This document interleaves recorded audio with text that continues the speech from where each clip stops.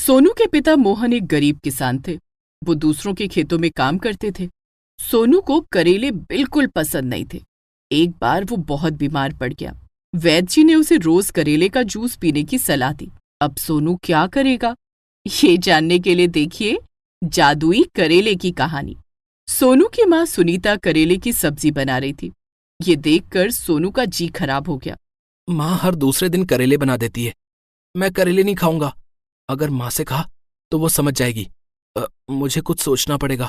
सोनू थोड़ी देर सोचकर अपनी माँ से कहता है, माँ आज मेरे पेट में ना बहुत दर्द हो रहा है। मैं खाना नहीं खाऊंगा। सोनू ये सब बहाने नहीं चलेंगे। जब भी मैं करेले बनाती हूँ तू करेले नहीं खाने के लिए तरह तरह के बहाने बनाता है। बेटा करेले सेहत के लिए बहुत अच्छे होते हैं। माँ करेले ना बहुत ही कड़वे होते हैं, मुझसे नहीं खाए जाते। तुम मेरे लिए गीले चावल बना दो, मैं वही खा लूंगा। ठीक है, मैं तेरे लिए गीले चावल बना देती हूँ। सुनीता खाना बनाती है। थोड़ी देर के बाद मोहन घर आता है। आप बिल्कुल सही समय पर आए हैं। मैंने भरवा करेले बनाए हैं। आपको भरवा करेले पसंद है ना? गरम गरम चावल के साथ खा लीजिए। तुम और सोनू खाना खा लो, मुझे भूख नहीं है। क्या बात है सोनू के बाबा, करेले देखते ही आपकी भूख बढ़ जाती थी और आपको भूख नहीं लगी? सब ठीक तो है ना? सोनू की माँ, मैं कई सालों से दूसरों के खेतों में काम कर रहा हूँ। कभी हमारे पास भी अपना खेत था। पिताजी की बीमारी के कारण हमें अपना खेत गिरवी रखना पड़ा, लेकिन न तो हम पिताजी को बचा पाए और न ही खेत को। अब दूसरों के खेतों में काम करना बुरा लग रहा है। लोग नौकरों की तरह व्यवहार करते हैं, पूरे पैसे भी नहीं देते। भगवान पर भरोसा रखिए सोनू के बाबा, भगवान बहुत दयालु हैं। वे सब ठीक कर देंगे। आप हाथ मुंह धो लीजिए, मैं खाना लगाती हूँ। मोहन हाथ मुंह धोकर खाना खाने लगता है। खाना खाकर वो फिर काम पर निकल जाता है।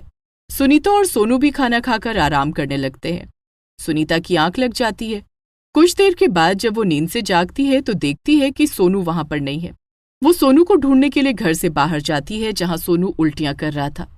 सोनू बेटा, ये तुझे क्या हुआ? माँ सच में मेरे पेट में बहुत तेज दर्द होने लगा और उल्टियां होने लगी। मैं इसीलिए कहती हूँ कि बीमारी का बहाना मत बनाया कर।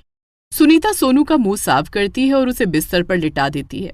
मैं तेरे लिए काढ़ा बना देती हूँ, उसे पीकर तेरा पेट दर्द ठीक हो जाएगा और उल्टियां भी रुक जाएंगी। सुनीता काढ़ा बनाकर सोनू को पीने के लिए देती है, लेकिन काढ़ा पीने के बाद भी सोनू की तबीयत ठीक नहीं होती, बल्कि और बिगड़ जाती है। वो रात भर उल्टियां करता है और पेट दर्द से परेशान रहता है। सुबह सुबह सोनू की तबीयत बहुत बिगड़ गई है, इसे डॉक्टर के पास ले जाना होगा। डॉक्टर की फीस बहुत ज्यादा होगी, मेरे पास इतने पैसे नहीं हैं। मैं वैद्य जी को बुलाकर लाता हूँ। मोहन गांव के वैद्य जी को बुलाकर लाता है। वैद्य जी सोनू की नब्ज देखकर कहते हैं, अब इसकी लिवर और पाचन शक्ति खराब हो गई है। दवा के तौर पर इसे रोज करेले का जूस पिलाना होगा, ये तभी ठीक हो पाएगा। करेले के जूस का नाम सुनते ही सोनू के होश उड़ गए। क्या करेले का जूस? वैद्य जी मेरी बीमारी का कोई और इलाज नहीं है क्या? करेले का जूस ही सबसे सस्ता और अच्छा इलाज है, इससे तुम जल्दी ठीक हो जाओगे बेटा। सोनू बेटा, महंगी दवाइयों के लिए मेरे पास पैसे नहीं हैं, तुम्हें करेले का जूस ही पीना पड़ेगा। वैद्य जी चले जाते हैं। सोनू की माँ, मैं काम पर जा रहा हूँ, आज लौटते समय करेले लेते आऊंगा। ठीक है सोनू के बाबा। मोहन काम पर निकल जाता है। सुनीता घर के काम में लग जाती है। सोनू बोर हो रहा था। वो मन बहलाने के लिए घर की दहलीज पर बैठ जाता है। तभी उसके पैर के पास लुढ़कता हुआ एक करेला आकर रुकता है। मुझे हर जगह करेले ही करेले क्यों दिखाई पड़ रहे हैं? सोनू वो करेला उठा लेता है। उसे फेंकने वाला होता है कि वो करेला बोल पड़ता है, अरे अरे अरे, मुझे मत फेंको भाई। कौन हो तुम? मैं करेला हूँ। वो तो मैं देख ही रहा हूँ, मुझे तुम पसंद नहीं हो, समझे? आखिर तुम मुझसे इतनी नफरत क्यों करते हो भाई? क्योंकि तुम बहुत ही कड़वे होते हो। अगर मैं कहूं कि मैं कड़वा नहीं बल्कि मीठा हूं तो? ये नहीं हो सकता, करेले तो कड़वे ही होते हैं। हो सकता है, क्योंकि मैं एक जादुई करेला हूं। जादुई करेला? हाँ, आज जब तुम्हारे बाबा करेले लाएंगे तब मुझे उन करेलों के साथ रख देना। तुम्हारे सारे करेले मीठे हो जाएंगे। तुम्हें करेले का कड़वा जूस नहीं पीना पड़ेगा, बल्कि मीठा जूस मिलेगा। लेकिन करेले के गुण वही रहेंगे। स्वाद बदलने से करेले का गुण नहीं बदलेगा। करेले का वो जूस तुम्हारे लिए दोगुना फायदेमंद हो जाएगा। लेकिन ध्यान रहे, बाकी करेलों के साथ मेरा जूस मत निकाल देना। जादुई करेले की बात सुनकर सोनू बहुत खुश हो जाता है। ठीक है जादुई करेले। सोनू वो जादुई करेला लेकर सुनीता के पास जाता है और वो करेला देता है। सोनू, इस एक करेले का जूस बहुत कम निकल पाएगा। तेरे बाबा शाम को बहुत सारे करेले लाएंगे, तब मैं उन करेलों का जूस निकालकर तुझे पिलाऊंगी। माँ, इस करेले का जूस मत निकालना, ये तो जादुई करेला है। जादुई करेला? ये तू क्या कह रहे सोनू? भला करेला भी जादुई होता है क्या? हाँ माँ। सोनू सुनीता को सारी बात बताता है जो उसे जादुई करेले ने बताई थी। ये तो शाम को पता लग जाएगा कि करेलों का जूस मीठा होता है या नहीं। शाम को जब मोहन घर आता है तो करेले लेकर आता है।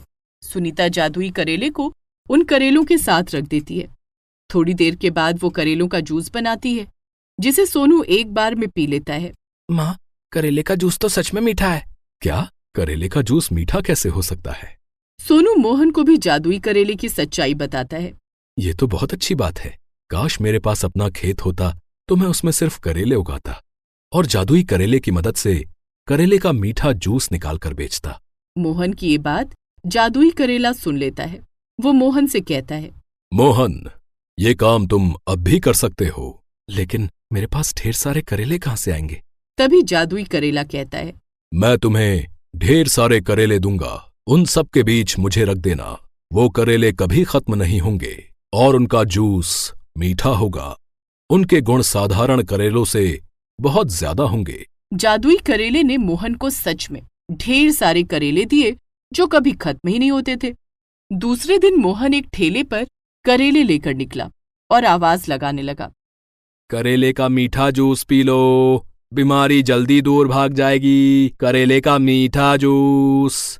गांव के लोग मोहन की आवाज सुनकर दंग रह गए। अरे मोहन, करेले का जूस मीठा भी हो सकता है क्या?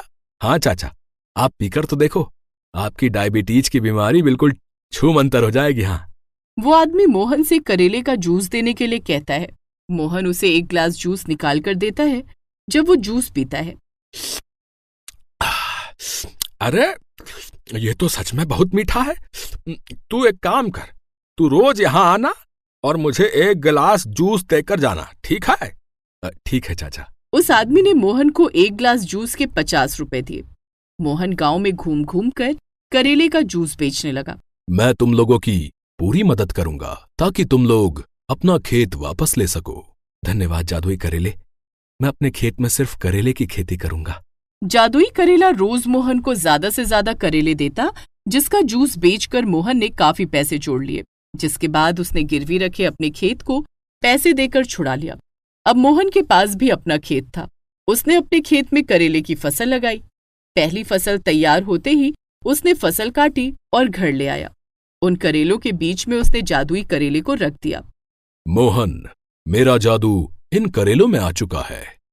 क्यों ना तुम करेले का जूस बोतलों में भरकर शहर में बेचना शुरू कर दो। शहर में तुम्हें ज्यादा पैसे मिलेंगे। तुम ठीक कह रहे हो जादुई करेले, मैं ऐसा ही करूंगा।